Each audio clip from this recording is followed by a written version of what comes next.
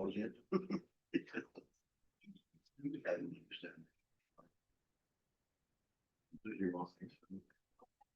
Yeah.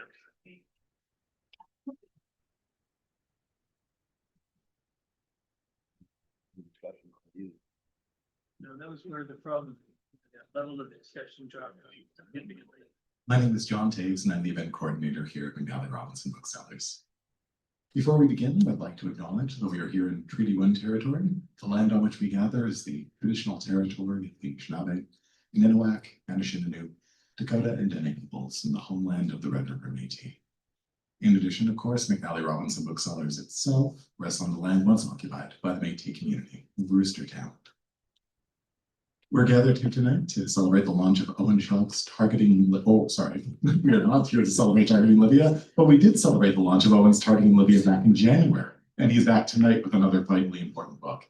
Tonight, we're gathered to welcome Canada NATO, the myth of a global peacekeeper in the world. You'll be hearing from both the author and host Sarah Borbridge in just a moment, but I just wanted to take the time to express our gratitude, not just to all of you for joining us here tonight, but also to the good folks at ARP, one of Canada's finest publishers and one of the finest publishers in general, for making this book and this evening a reality. To give you a sense of how the evening will go, Sarah will say a few words from here, followed by Owen. We'll then move along to a conversation. If time permits, we'll then open the floor to questions. And if we do have time for that, I'll circulate in a non-threatening manner with this handheld microphone, which will just ensure that all of your questions can be heard on the live stream. I'll be back again at the end of the event to go over signing procedure, but I will take this opportunity now to introduce both of our participants and then turn the evening over to them.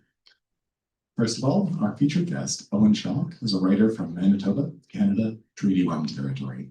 His books include Canada and Afghanistan, a story of military, diplomatic, political, and media failure, published by Lorimer, Canada's long fight against democracy, published by Baraka, and Targeting Libya, how Canada went from building public works to building an oil-rich country and creating chaos for its citizens, also published by Lorimer.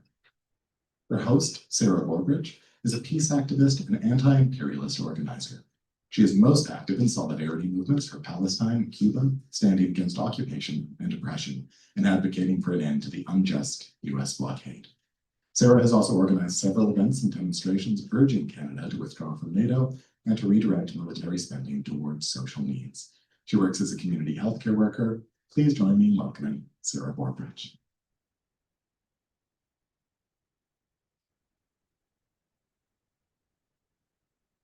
Hello and welcome. Thank you so much for being here today. My name is Sarah. I'm an activist with the Peace Movement and part of Peace Alliance Winnipeg.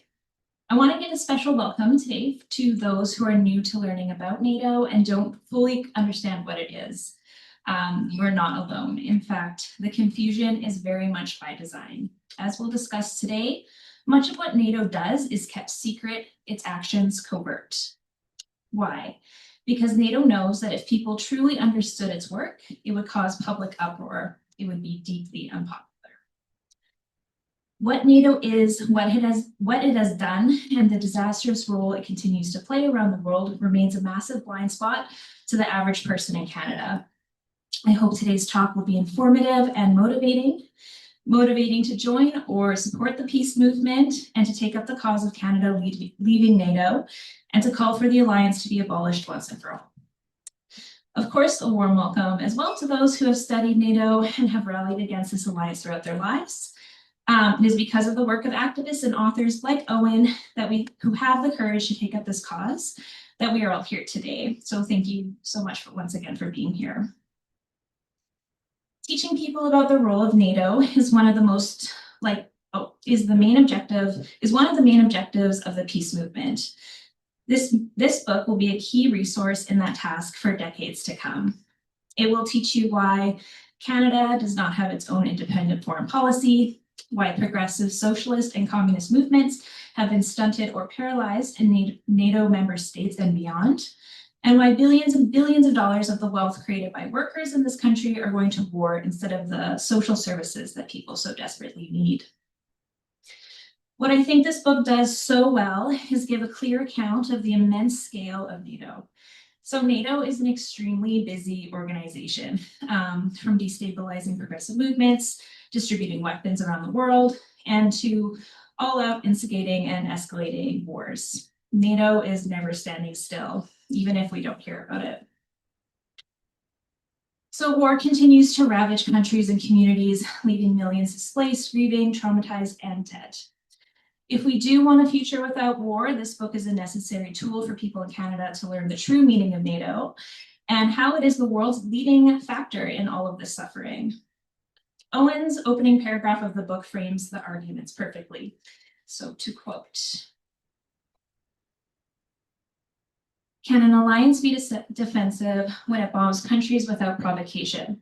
Can it be called a peacekeeper when it is driving the militarization of global affairs?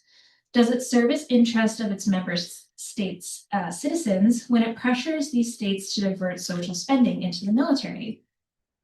Is an alliance democratic when it has organized secret military or secret armies with member countries without the knowledge of those countries' elected governments? Armies tied to fascist paramilitaries that have been linked to the killing of hundreds of civilians in these countries? These are the questions that Canadians should ask themselves about the North Atlantic Treaty Organization." So the book Canada and NATO, Myth of a Global Peacekeeper could not be more timely. So please join me in welcoming Owen Schalk.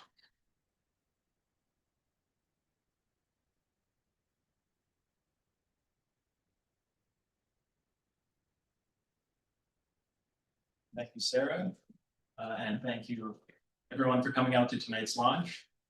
I want to begin by stating the position of this book, and that position is that despite what our media and politicians say, the North Atlantic Treaty Organization, or NATO, is not a defensive alliance, nor is it a pro-democracy alliance.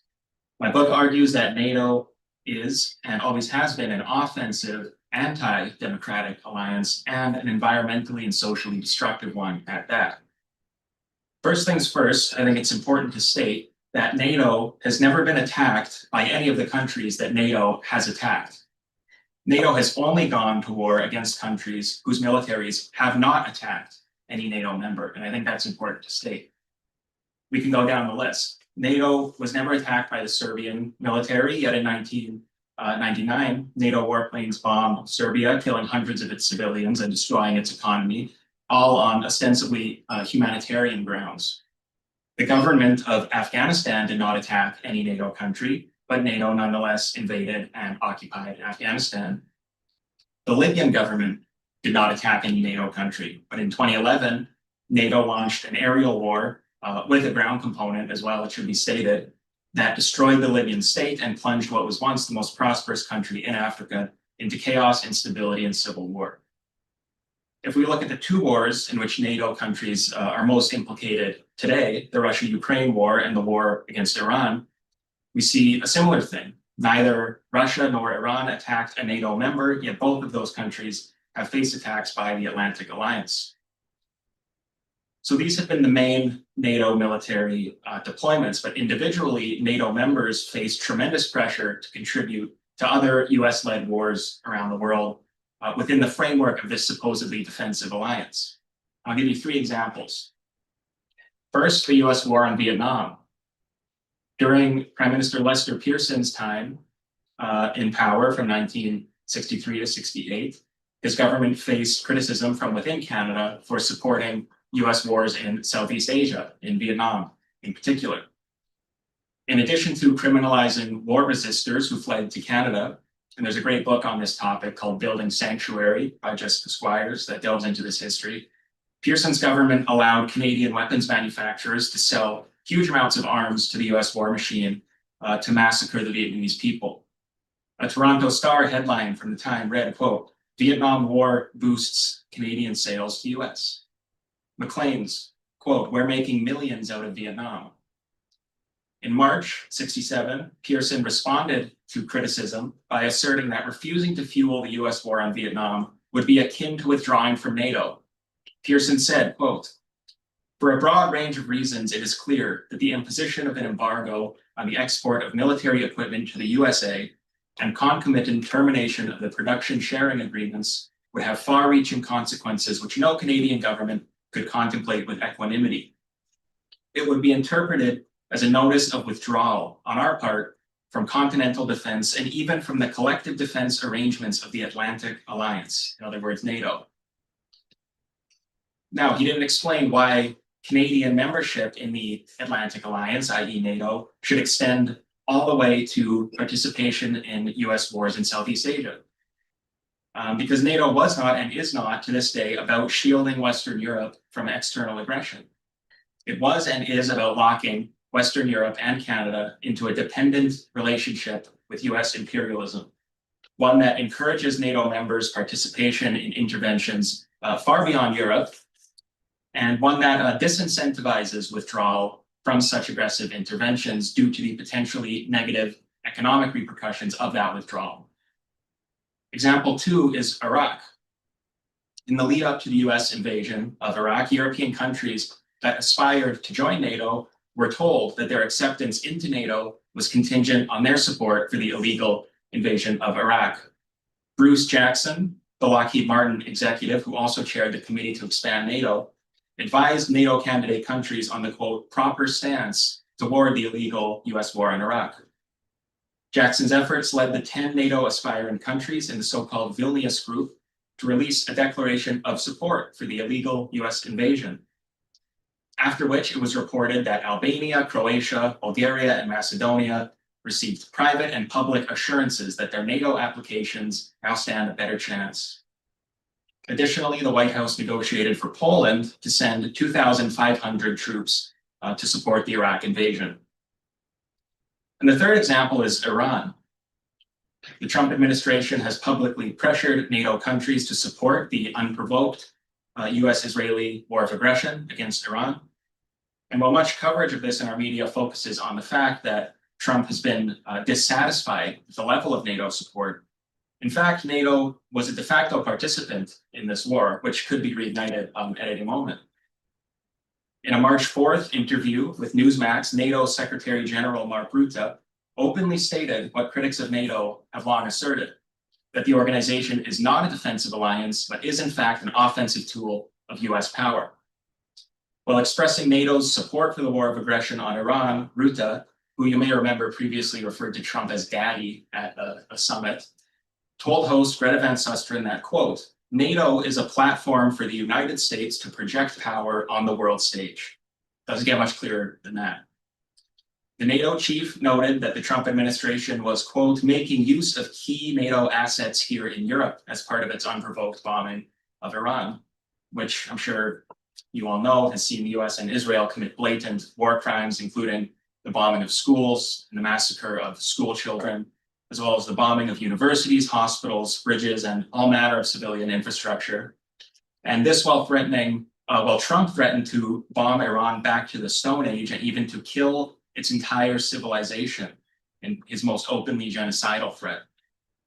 And in fact, when the head of NATO was asked about Trump's threat to exterminate a nation of 90 million people, he responded, quote, what I want you to know is that I support the president, and I know large parts of Europe do too. According to the head of NATO, NATO has been, quote, supportive of what the president is doing and enabling what the US is doing in the region. The fact that we stick together, the United States and Europe and Canada, is crucial for the success of this American-Israeli campaign. And it should be clear that although the war on Iran was led by the United States and Israel, NATO is deeply implicated. And I'll go through some examples of that. The case of France, the French military was involved in intercepting defensive Iranian missiles and drones, and they allowed the US access to their military bases to use in the war. US military bases in Germany were also used as logistics and command hubs for aggressive operations against Iran. Britain offered its bases to American B-52s to conduct unprovoked bombing runs on Iran, specifically the Fairford Air Base. Our Prime Minister, Mark Carney, opened Canadian airspace to US military death machines to refuel above our heads before they went off to bomb Iran and massacre Iranian school children. Our weapons industry continues to support US imperialism, and Canadian arms continue to flow to Israel via the United States. And in fact, the Liberal government just voted down a bill, Bill C-233, that would have forced an end to these shipments. all of which demonstrates Ruta's point that NATO is enabling what the US is doing in the Middle East or West Asian region. But despite significant NATO backing for the war in Iran, the US administration still wants more from NATO. A week or two ago, Mark Rubio, in criticizing NATO's supposed lack of support for the war, said, "Without the United States, there is no NATO." And he was probably more correct than he knows. Former US President Richard Nixon stated once, quote, "The only collective body that ever worked was NATO. And that was because it was a military alliance and we, the United States, were in charge." Former Canadian Prime Minister Pierre Trudeau once complained that while he was in power, Canada, quote, "had no foreign policy of any importance except that which flowed from NATO." So if NATO is run by the US and NATO dictates Canadian foreign policy, then what happens when we put those two statements together? I'll let you dwell on that. The fact that NATO's top official is proudly declaring the alliance's role in aiding this war on Iran should raise questions about NATO's true global purpose.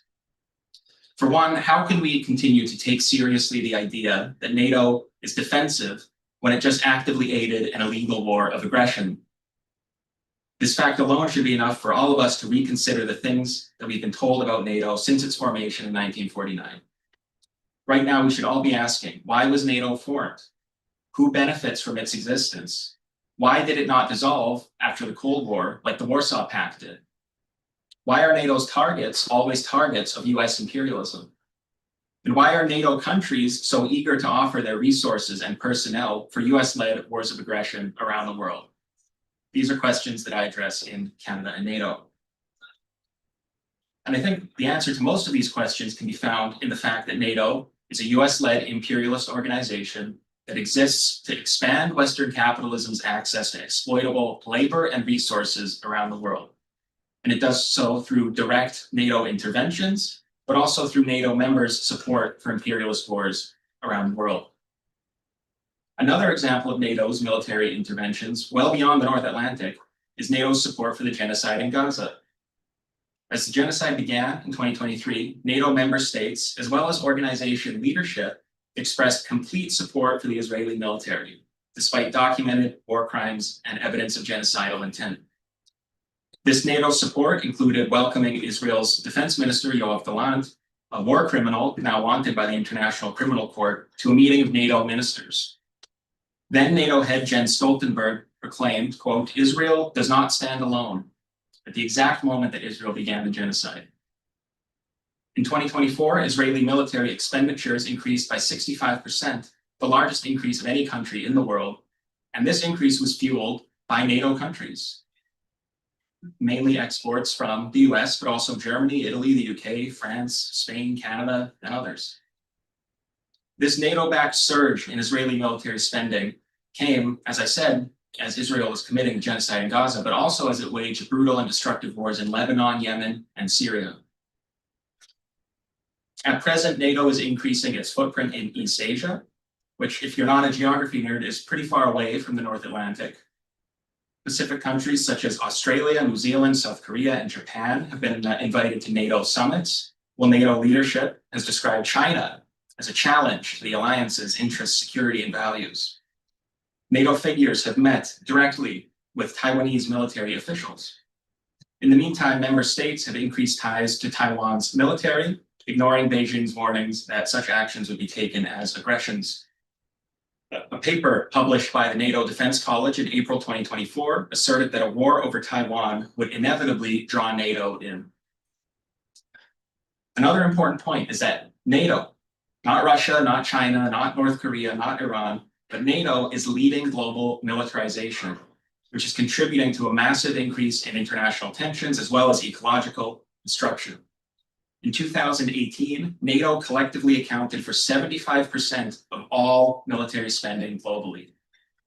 According to the Stockholm International Peace Research Institute, global arms spending reached a record high in 2023, hitting $2.44 trillion. And it jumped again in 2024 to a new record of $2.7 trillion.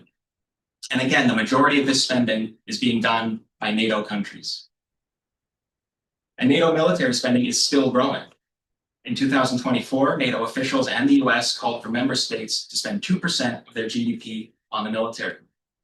The Trump administration quickly raised that to 5%, a demand which NATO countries, including Canada, have been more than happy to accommodate.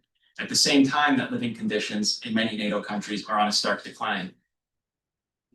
In Canada right now, we're dealing with numerous interlocking national crises, including a housing crisis, a drug poisoning crisis, growing food insecurity, chronically underfunded healthcare, and spiraling inflation. Yet the Carney government has cut $60 billion in social spending, while promising $150 billion in military spending every year. And there's a clear connection between these things, between increased militarization under the umbrella of NATO and the deprivation of social supports in member countries. The Spanish Prime Minister, Pedro Sanchez, who unlike Mark Carney fought for a partial exemption from NATO spending targets, clearly stated where the money for increased militarization comes from. He said, quote, "If we had accepted 5%, Spain would have to spend by 2035 an extra 300 billion euros on defense. Where would it come from? From cuts in health and education." The NATO war machine is extremely environmentally destructive. In September 2025, an organization called Scientists for Global Responsibility reported that every $100 billion in additional military spending generates 32 million tons of CO2 emissions. SGR calculated that if NATO countries spend 3.5% of their GDPs on their militaries, and remember the new target is 5%, they will produce 1.3 billion tons of emissions equal to the entire country of Brazil, which is the world's 5th largest emitter. And all of this at a time when the international scientific community is issuing increasingly dire warnings about climate catastrophe and the need to decarbonize. SGR noted, quote, "It's extremely difficult to see how the current and planned military spending increases can be reconciled with the transformative action necessary to prevent dangerous climate change." So when we put together all of this history, the fact that all of NATO's wars have targeted countries that did not attack NATO, the fact that NATO draws its member states into wars far beyond the Atlantic, and the devastating social and economic and environmental costs of NATO's world-leading military spending, I think we can only come to one conclusion, and that is that NATO is aggressive, anti-democratic, and a threat to the world. To protect Canadians, the government of Canada should immediately withdraw from NATO under Article 13 of the North Atlantic Treaty and end its support for global militarization and war. And to protect the planet, we should all hope for and organize toward an end to the US-led imperialist system that NATO exists to uphold. Thank you.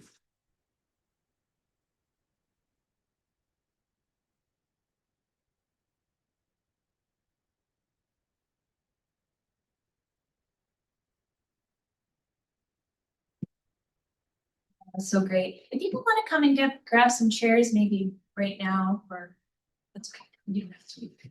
Yeah. But just putting it out there if you're okay. Okay, well, thank you so much, Owen. That was fantastic. So yeah, I'll just get into a few questions. But yeah, first I just want to ask what inspired you to write this book? Yeah, well, it was an idea I'd been thinking about for a while. There's not really any books on Canadian bookstore shelves that are anti-NATO or that call for Canada to withdraw from NATO and that delve into this history that I had to delve into in order to write this book. But what really spurred it was Irene at ARP Books reaching out to me with this idea and asking if I would want to write this book. And that absolutely went with what I was thinking about at the time, what I was planning to write about at the time. So I just decided to write it. And I think since I finished writing it, it's only become more relevant. We have the continued spread of global destabilization led by the US and NATO, the spread of all these illegal wars, climate catastrophe continuing to intensify. And on top of that, housing crisis, drug crisis, healthcare crisis, all of these things. And NATO is smack dab in the middle of all of it. But I think, in my experience, there's a lot of people who don't make those connections. They don't connect NATO militarization to austerity policies within member countries. And I think it's important that we make those connections. And I hope that my book goes some way toward opening up that conversation a little bit more, and hopefully many books follow that delve into these topics as well. Yeah, absolutely. It's so needed. So in the book, you talk about stay behind armies and the atrocities that are committed by these networks of ex-fascists as tactics to weaken left-wing movements. Can you explain what these networks consist of and what their methods were? And perhaps could you speak of how psychologically successful they were, and that some people still believe that this was for a righteous cause? Yeah, this is a big question with a lot of rabbit holes that you could fall down. But basically, what you need to know is that at the end of World War II, Europe was in shambles, obviously, and also socialism and communism was very highly regarded, especially given the fact that the Soviet Union led the destruction of Nazi Germany and essentially saved Europe and the world from fascism. So the Soviet Union, as well as just left-wing movements in general, they were very popular in Europe, which the United States did not like. Because what the United States wanted to see out of a post-war Europe was a Europe that consolidated itself from the ruins of World War II around aggressive anti-communism. So they took a lot of measures to make sure that this is how Europe rebuilt. There was an economic offensive, kind of embodied by the Marshall Plan, which I quote Marshall Planners in the book. Sorry, the Marshall Plan was the US project to rebuild Western Europe after World War II. And I quote Marshall Planners in the book, who say very explicitly that we are doing this to prevent Europe from going communist. That's why we're funding Europe's reconstruction. There was a cultural element to the offensive against Europe. US funding of compatible magazines, literary productions. The Congress of Cultural Freedoms was kind of the main organization behind this. And the whole point was to fund and create cultural production within the US, but also within post-war Europe, that would basically further the US pro-capitalist view of the world. And then there was the military component of this offensive in post-war Europe, and that was where NATO came in. So NATO was formed out of, well, all of these anti-communist movements and governments. And as I said, the main purpose of NATO was to prevent Europe from going communist, and also to give the United States a foothold in post-war Europe. There's the first Secretary General of NATO was Lord Ismay, and he said that the purpose of NATO is to, and I'm quoting him, keep the Americans in, the Germans down, and the Russians out. So that's the first Secretary General of NATO saying that the point of NATO is to keep the Americans and American influence, economic, cultural, military, within Europe, and to keep the Russian, or at the time Soviet, influence out.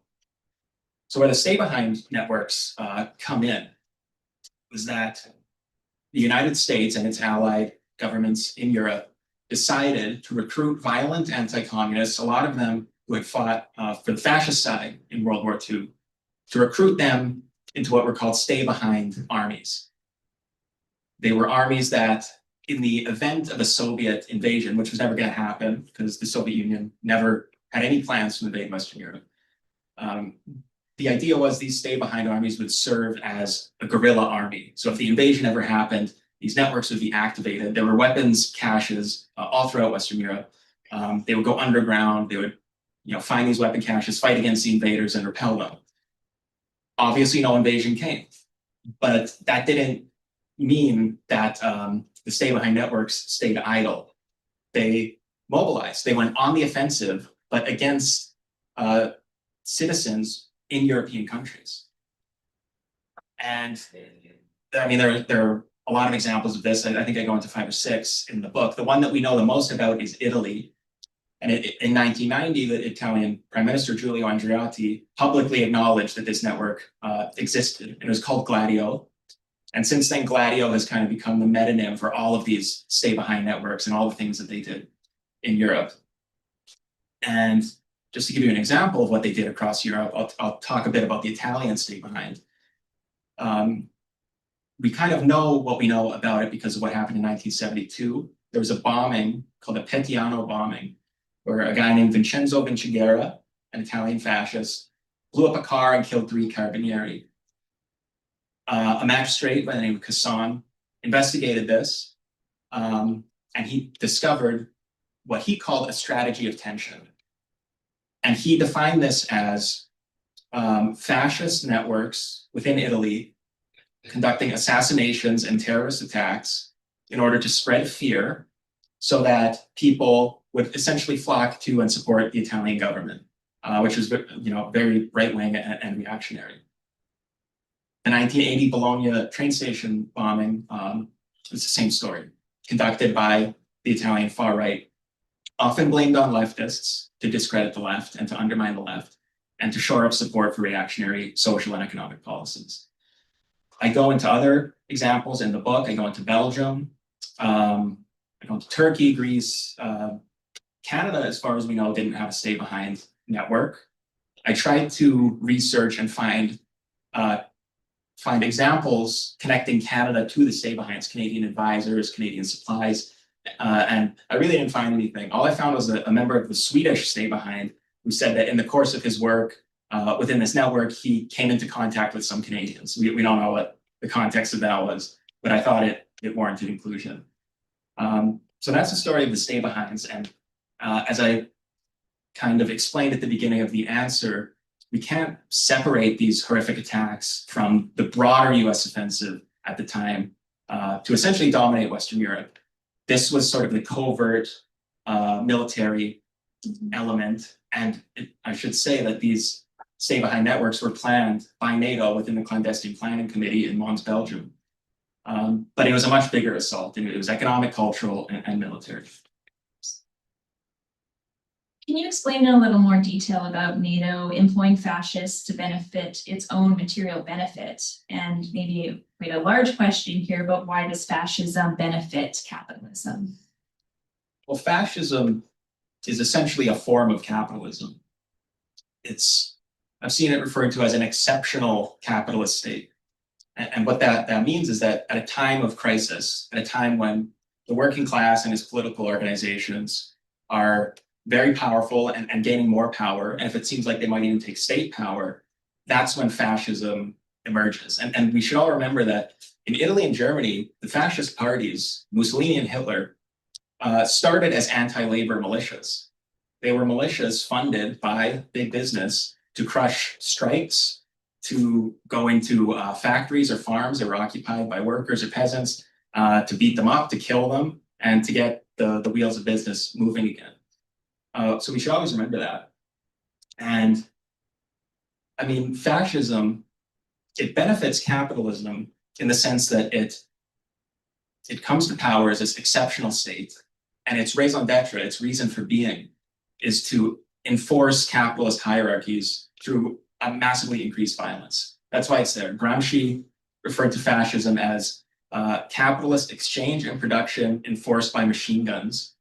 Lenin referred to fascism as capitalism in crisis or decay. I think all of that is very instructive. And in that sense, it should be very clear why the capitalist class was the class that funded the creation and the rise of fascism, because it comes into being as an anti-working class force to crush the working class. So that's why fascism sort of emerged when it did in Europe in the 20s and 30s. But it didn't stop being instrumentalized after 1945. And I should say first that this fascist formula, this sort of, you could call it class warfare against the working class by the capitalist class, it was quite attractive to a lot of Western governments and companies at the time. There's a reason that so many US companies invested in Germany when Hitler was in power. There's a reason Winston Churchill went on the record to praise Mussolini and what he had done to Italy. There's a reason William Lyon Mackenzie King, our prime minister, went to Berlin and met with Hitler and wrote in his diary about how amazing Hitler was. A lot of people don't know that, but you can read his diary where he talks about how beautiful Hitler's eyes were and how what he's done to Germany is so great. That's all there. But after 1945, fascists didn't just stop being useful for capital. They were again, as I talked about with the stay-behinds, they were employed to be sort of this covert network of armies in Western Europe. But it wasn't just the stay-behinds. In West Germany, this is also very instructive. The person who negotiated West Germany's entrance into NATO in 1955 was Hans Speidel, who was a Nazi war criminal, a Nazi officer. Adolf Husinger, this was a guy who, again, a Nazi military figure who held very high positions when Hitler was in power. He became the head of NATO's military committee in the 1960s. Reinhard Gehlen, this was the guy who built up Hitler's intelligence network in the Eastern Front. He was absorbed by the post-Nazi West German government. He was absorbed and he built the German Federal Intelligence Service. And he was very useful for the Atlantic Alliance. So I think it's very clear that capital and capitalism still had uses for fascism after 1945. And this is a history that is often elided or it's not spoken of, but I think it's very important to understand both fascism as a concept, but also NATO. Absolutely. Thank you so much for that. Okay, so the war on Yugoslavia is considered the first hot war of NATO. Can you describe why NATO launched these attacks on Yugoslavia and what was Canada's role there? I think to understand NATO's war in Yugoslavia, it's helpful to ask a series of very simple questions.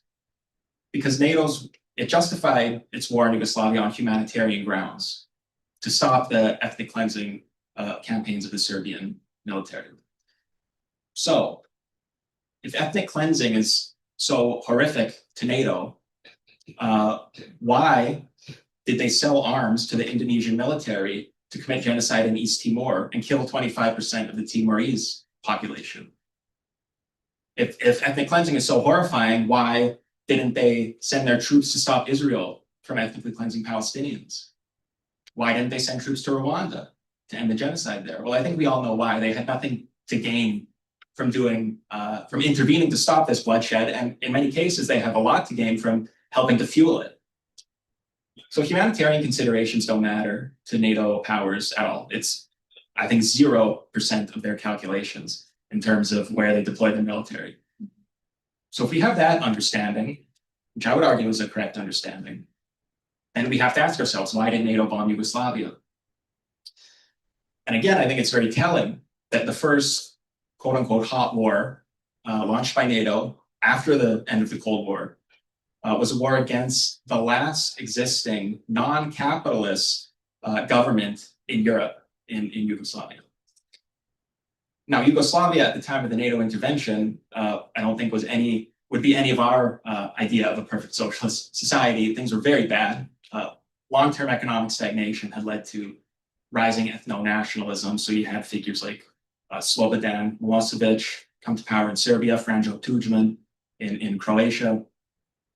Lots and lots of ethnic violence, as I'm sure you all know. Some of it, I have to say, supported indirectly by NATO, including a Croatian operation called Operation Storm, which was the ethnic cleansing of 200,000 Serbs and the burning of their property. Of course, we all know about the horrors of the Srebrenica killing fields and the atrocities committed by the Serbian military. It should be stated, they weren't the only ones committing these atrocities at the time. There were powers or countries in Yugoslavia that were being backed by NATO that were doing very similar things. And as for Canada's role, Canada in this campaign played a disproportionate role, as it often aspires to in these wars. I think they contributed about 5% to the campaign in terms of personnel and military hardware. And they played a disproportionate role, as I've been saying, in the 78-day campaign against Yugoslavia. So that's the history. I mean, it was to my mind, a clearly geopolitical campaign. And I don't think we could say honestly that it was motivated by humanitarian concerns, as NATO claimed, given, I mean, if NATO cared about humanitarianism, NATO wouldn't have armed and supported the genocide in Gaza. So I think we can all agree that humanitarianism and NATO They have nothing to do with each other. And the case of Yugoslavia shows that as well. In your book, you explain several ways in which NATO expansion is profitable. So can you share some of these examples of why this is the case? Yeah, so NATO expansion, I mean, it's profitable to the thin stratum of people who profit from international exploitation of labor and resources. Probably nobody in this room profited from NATO expansion, but there's a lot of people who did. And I think during my research and during the writing of this book, one of the examples that was most compelling, but also most horrifying to me was the weapons industry. As I mentioned in my remarks, there's a guy named Bruce Jackson, and his actions are quite illustrative of this fact. Because Bruce Jackson, in the 90s, when NATO's eastward expansion really kicked off, he was an executive at Lockheed Martin, which is a US weapons company and the largest weapons company in the world, I believe. He was also the head of the Committee to Expand NATO, which was a committee that lobbied US senators and officials, but also government officials in Central and Eastern Europe for NATO expansion. Because Lockheed Martin and companies like Lockheed Martin make a lot of money when countries join NATO, because those countries have to update their militaries so that their militaries are interoperable with the United States and with NATO military infrastructure. So they have to buy US weapons. This is why NATO expansion was really the largest or one of the largest arms deals in human history. And you had weapons dealers effectively acting as US government officials. I quote the Lithuanian ambassador in the book who described Bruce Jackson as the non-official US ambassador. I quote Edward Shevardnadze, the president of Georgia at the time. He called Bruce Jackson a US official. And he was going around, he was effectively acting on behalf of US foreign policy to expand NATO, but also acting on behalf of his company to earn them weapons contracts that were very lucrative. And it wasn't just Lockheed, it was tons and tons and tons of weapons companies. So that's, in terms of NATO's profitability, obviously it doesn't profit any of us here who have to go without, we have to go without fully functioning, fully funded healthcare. We have to go, a lot of people in this country have to go without a roof over their heads. A lot of people have to go without 3 meals a day. But these weapons companies, in Canada as well, they make bank off of NATO expansion. Well, the rest of us make nothing or have things taken away from us to continue to fuel this militarization. So it's a terrible thing. Yeah, thanks for explaining that. So some people who read your book may think that abolishing NATO is idealistic or naive. What do you think about statements like that? I don't think it's true. I think that the abolishment of NATO, the dismantling of NATO, would be a historic progressive achievement in world history. And I think anytime people are fighting for historic progressive achievements, the defenders of the status quo always think that those struggles are idealistic or naive. And I should say that NATO itself, as an alliance, is not exactly doing very well right now. It might collapse in on itself before Canada even has a chance to withdraw, if Canada's government ever decided to do such a same thing. Obviously, the tensions over Greenland are huge. There's tensions over the United States wanting Europe to participate more in the war on Iran. And I quoted Lord Ismay earlier saying that the purpose of NATO was to keep the Americans in, the Germans down, and the Russians out. Every one of those things comes with its own tensions and its own contradictions.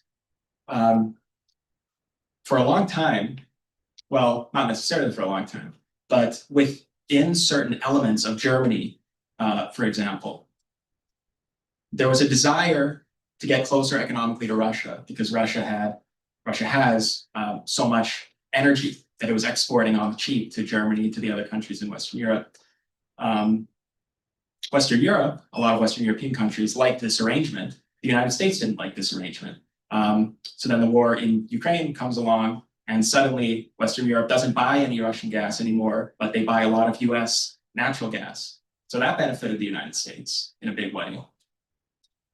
So within NATO, what I'm trying to stress is that there's not even a unified position necessarily.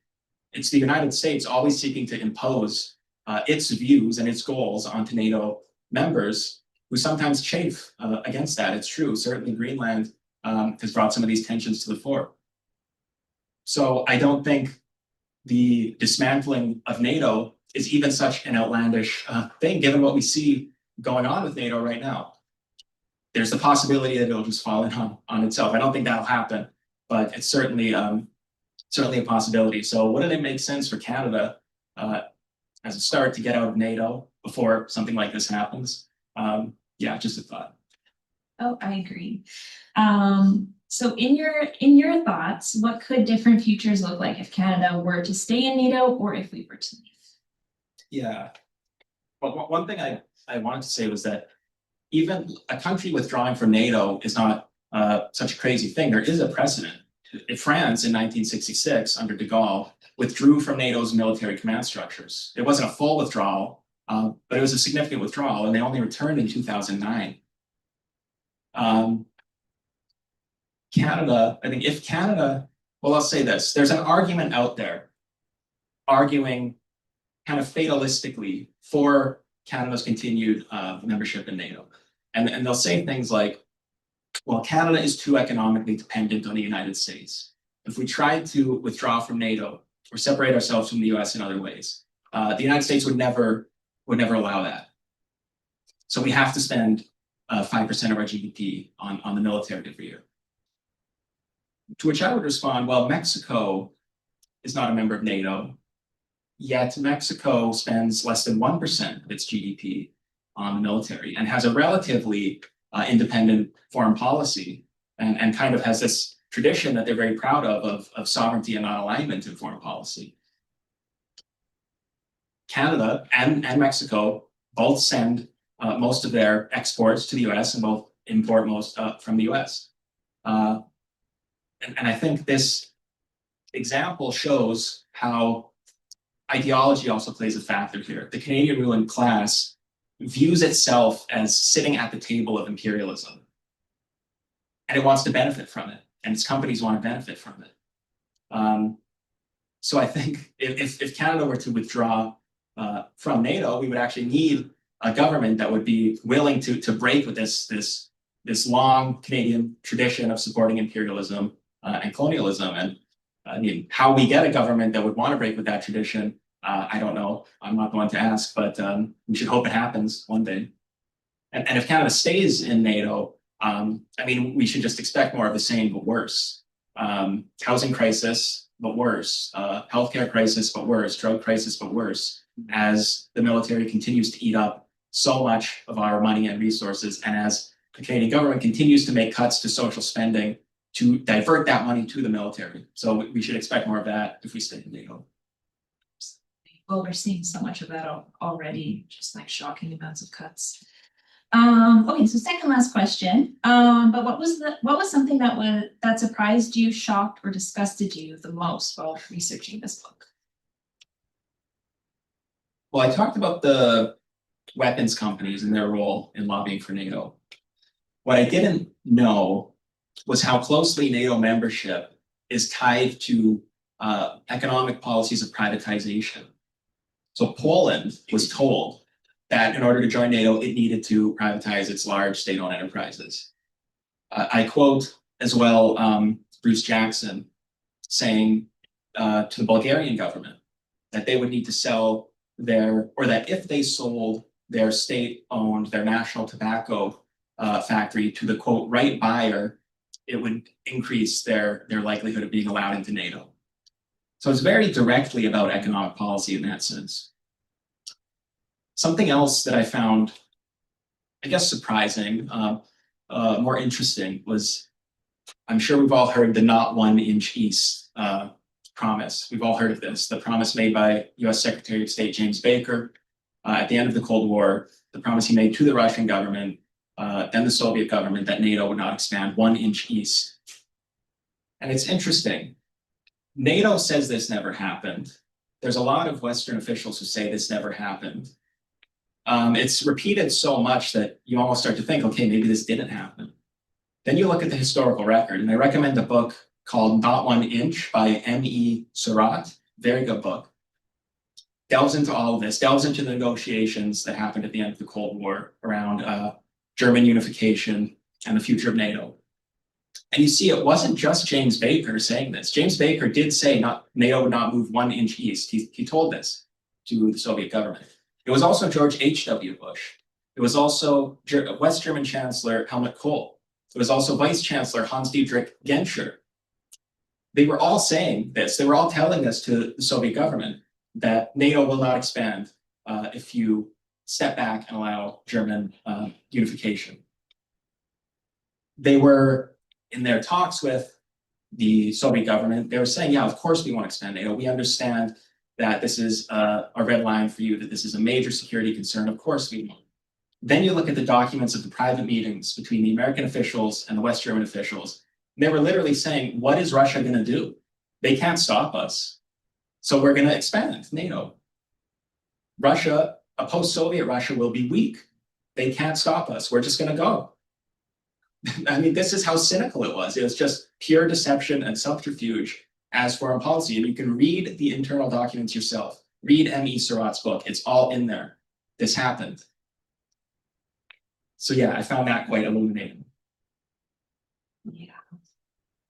Okay, so what do you hope people take away once they read this book?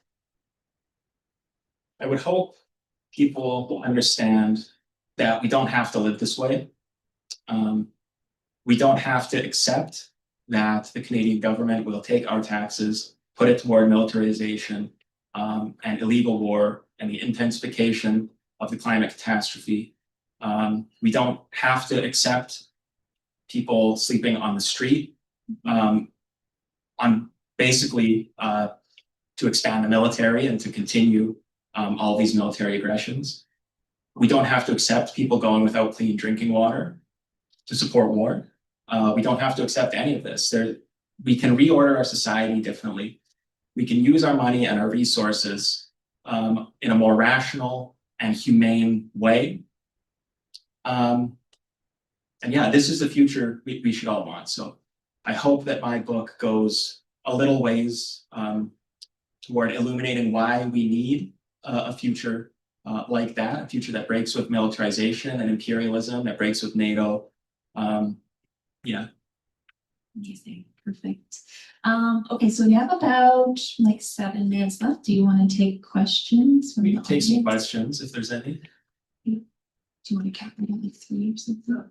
Yeah, maybe three questions, and then we'll wrap up just for time's sake. Can I ask a question regarding NATO? Mhm. Sorry. Do you have a strategy? Do you have an idea of Canada or the European nations post-NATO? What does that look like to you? Are you ever going to be on bookends? Post-NATO Canada, post-NATO Europe.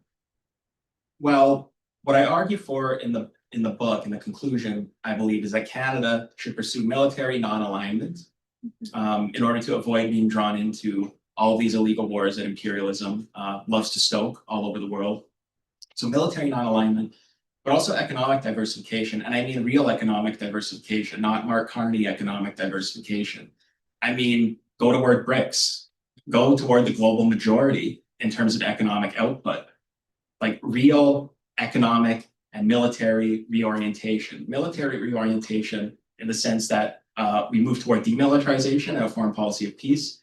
Economic diversification in the sense that we actually genuinely break from US imperialism and pursue an independent economic policy. So I would say those are kind of the two pillars of what I would envision for a post-NATO Canada, not military non-alignment and genuine economic diversification.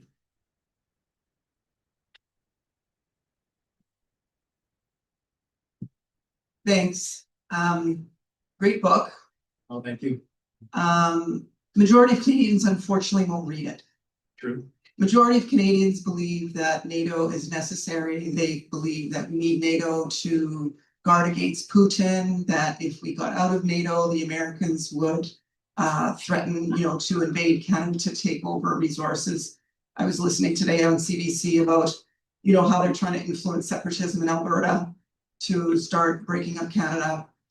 So we need to turn your book into resources that Canadians will absorb and will take in. So I don't know if you have any ideas about that, because we have to give this book some legs and actually turn it into something that Canadians will engage with. That's true, and I agree. And I mean, I don't know. I try to do a lot of like public political education. So public lectures, Q&As, things like that, to sort of put my perspective out there to try to influence people. So that's what I've been doing in addition to writing. That's a major part of my sort of political work. I agree, if we want to get this message out there to more people, we might need to start thinking about what we can do in addition to public educationals and things like that. If you have any ideas, I'd be interested in hearing them, because at the moment, nothing comes to mind personally, but yeah, I agree completely. Some of us are not researchers and writers, some of us are activists or activists, so we need to Yeah, agreed. And the response was teaming up with activists and organizers for those watching online. We do have time for one more question. So while you were studying or doing your research for NATO and also with the rise of generative AI and ChatGPT, have you noticed or seen any information about NATO, like Canada and America investing to generative AI, and how it could potentially be a tool of fascism? I mean, we know that AI is being used to wage wars. We know probably how Israel has innovated this like AI targeting system, where you just like ask the AI, I don't know exactly how it works. You ask the AI where to target, and then you just bomb that. I think the United States was using that in its bombing of Iran, which contributed to the massacre of the Minab Girls' School. So this is very scary technology. In terms of Canada and the United States, well, in terms of Canada specifically using AI as a tool of oppression, there's probably better people to ask than me. I haven't researched that question specifically, but it's definitely part of all the worries that I have around AI. AI as a tool of oppression is definitely one of them. I'll say that. Okay, well, I guess we'll wrap it up. Thanks everyone for coming. Thanks, Owen, for writing this book. Thanks. It's so fantastic.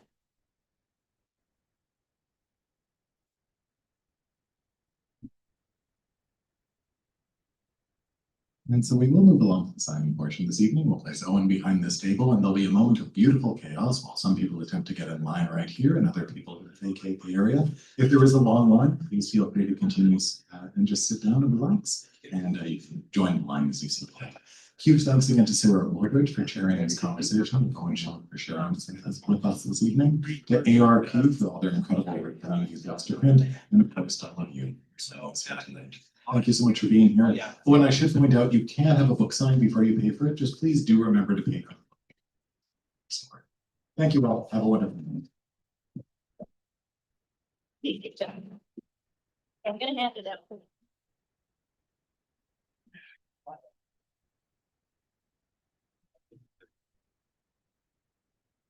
Oh,